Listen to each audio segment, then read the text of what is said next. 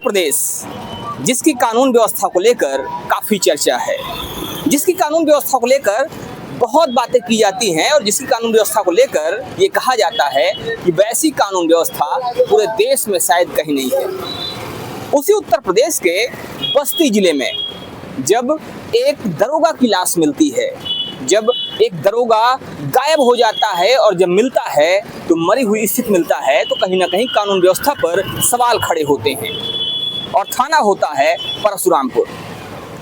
नमस्कार, मैं हूं शिव पांडे और इस समय हमारे साथ में हैं वरिष्ठ पत्रकार शीतला तिवारी जी और साथ ही साथ वरिष्ठ पत्रकार भालचंद्र पांडे जी।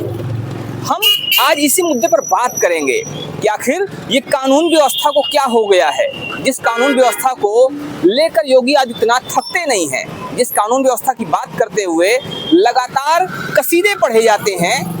आखिर उस कानून व्यवस्था के रखवाले ही मरी हुई अवस्था में जब मिलते हैं तो कहीं ना कहीं सवाल तो खड़े होते हैं। आखिर कौन थे वो लोग जो एक दरोगा की हत्या का कारण बने? आखिर कौन थे वो लोग जिसकी वजह से एक दरोगा की लाश बरामद होती है? तो ये बात करते हैं हमारे साथ में मौजूद शीतला तिवारी जी से और इसे जानने की कोशिश करेंगे कि आखिर इस सब के पीछे क्या वजह हो सकती है। तिवारी जी, इस समय चर्चा हो रही है बस्ती जिले की और बस्ती जिले के थाना परशुरामपुर की, जहां के दरोगा की लाश मिलती है। क्या लगता है आपको, क्या वजह हो सकती है, इसके पीछे क्या कारण हो सकते हैं?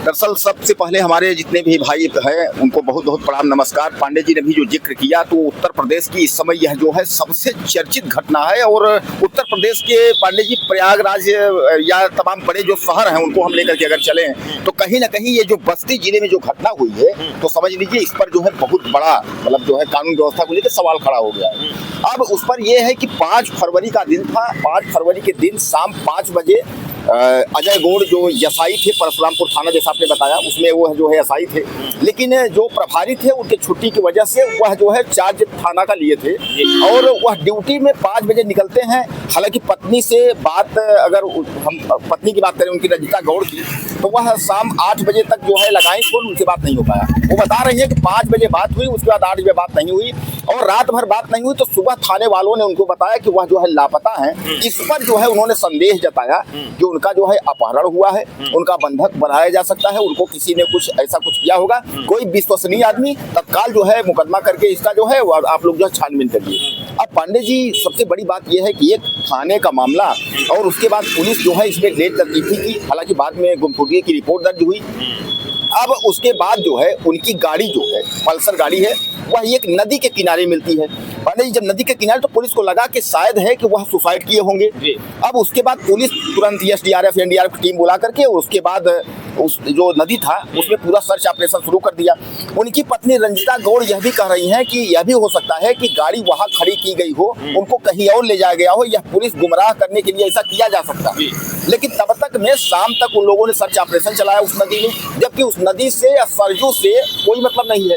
और फिर किसी ने फोन किया कि उनकी लाश जो है, उनका शव वह सरजू नदी में तैरता हुआ दिख रहा है। तिवारी जी, एक आपने तो पूरा डिटेल बता दी, बिल्कुल बिल्कुल, लेकिन अब यहाँ पर सवाल ये खड़े होते हैं कि आखिर ये जो घटना हुई, इस घटना के पीछे क्या कारण हो सकता है?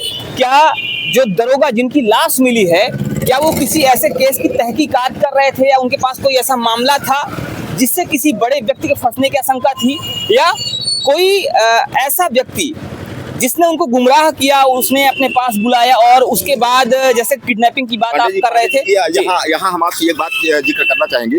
उनकी पत्नी रंजिता गौड़ ने, उन्होंने कहा था कि जब भी उनसे बात होती थी तो वह कहते थे कि इस समय बड़ा हमको काम का प्रेशर है, काम का प्रेशर है। तो यह हुआ कि क्या विभागीय कोई ऐसा दबाव उनको, लेकिन कहीं नहीं हो तो सामान्य आदमी, जैसे सामान्य हम लोग भी काम करते हैं, हमारे भाई भी तमाम काम करते हैं, तो रहता है कि अरे काम का बहुत टेंशन है, काम का प्रेशर, तो वो बात नहीं। लेकिन अब दूसरी बात वो बता रही है कि उस थाने में जो है एक नाबालिग का जो है कोई हत्या या नाबालिग के केस थी, उसमें उनको धमकाया गया था कि छोड़ूंगा नहीं तुमको।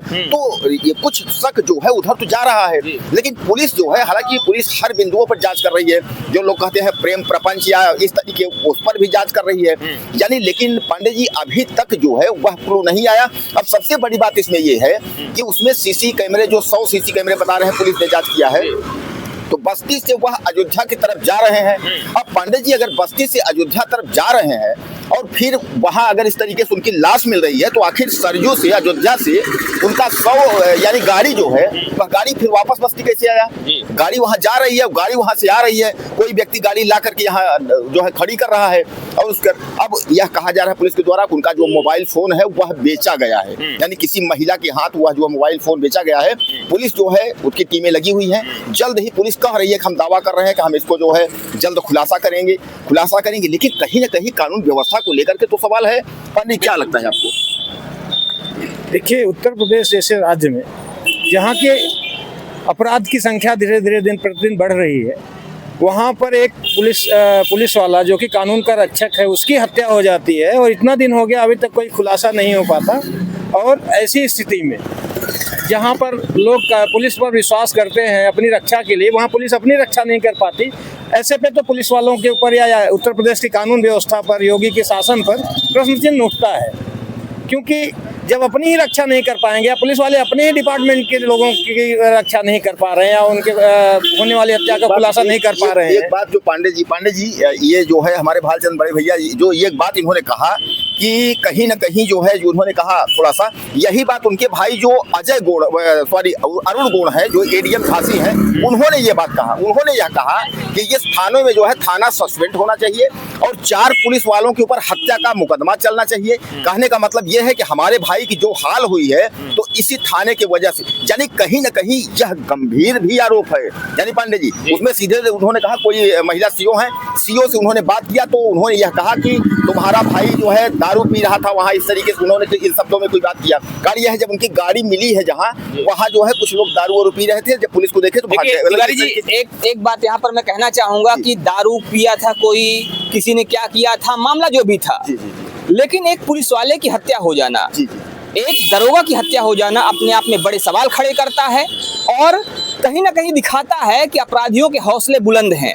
कहीं ना कहीं ये दिखाता है कि अपराध अभी भी थमा नहीं है और अपराध को भले ही दावा कितना भी किया जाता हो कि हमने अपराध को कम कर दिया है, अपराधी थर-थर कांप रहे हैं, लेकिन एक दरोगा की हत्या होना ये दर्शा रहा है कि अपराधी अभी भी डर नहीं रहे हैं, अपराधियों के अंदर डर अभी भी नहीं है। क्या कहते हैं भालचंद जी आप? देखिए, जैसे कि तिवारी जी ने अभी ये कहा है कि सीओ कह रही थी कि कहीं बैठ के दारू पी रहे हैं। ये देखिए, विषय ये नहीं दारू पी रहे हैं, हत्या हुई है एक दरोगा की, वो भी एक ऐसे दरोगा की जो उस समय थाना इंचार्ज था।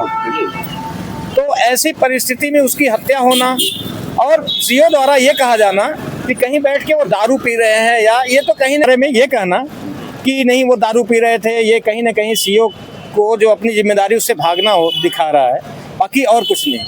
क्योंकि सीधे सीधे दरोगा की हत्या, अगर सोचिए कि बस्ती में गाड़ी पाई जाती है, वहाँ से लगभग 50 किलोमीटर तो कम से कम दूरी की होगी, सैकड़ों सीसीटीवी लगे हैं।